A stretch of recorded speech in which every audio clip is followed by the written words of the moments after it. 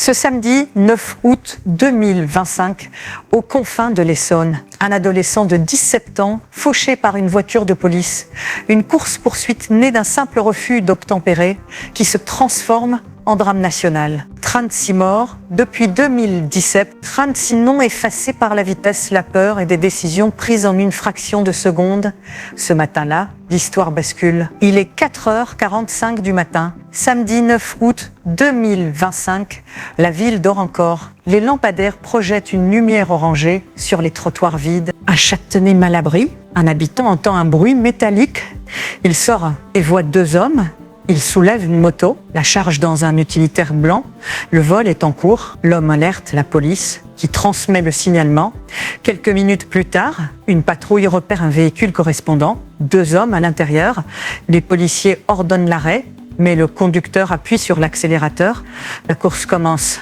Direction Clamart, puis la 86. Les sirènes déchirent la nuit. Sur la voie rapide, le moteur hurle. Les lumières bleues se reflètent sur la carrosserie blanche. La tension monte à chaque seconde.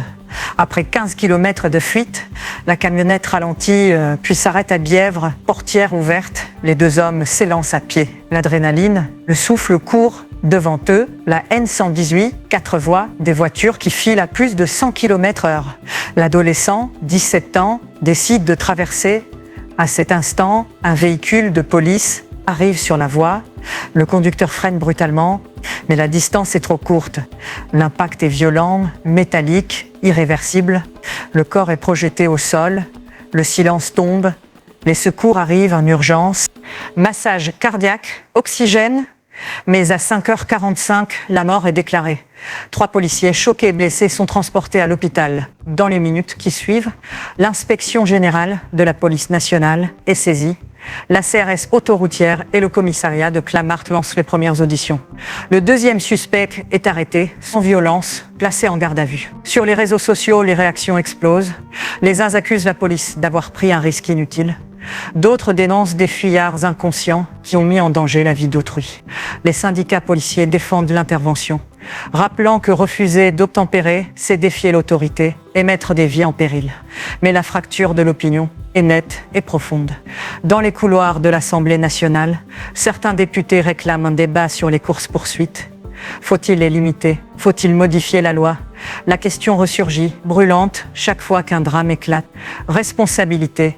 Qui porte le poids de cette mort? Le jeune qui a refusé d'obtempérer et traverser une voie rapide, ou les policiers qui ont choisi de poursuivre sur un axe à haut risque. Législation.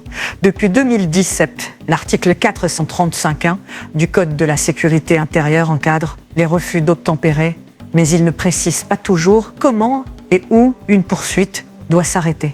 Violence routière, traverser une voie rapide à pied, c'est jouer sa vie sur un pari perdu d'avance.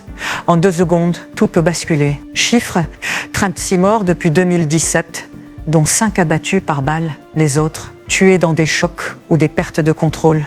Enjeu politique, chaque drame ravive la colère des familles, la défiance envers la police et la pression sur les élus.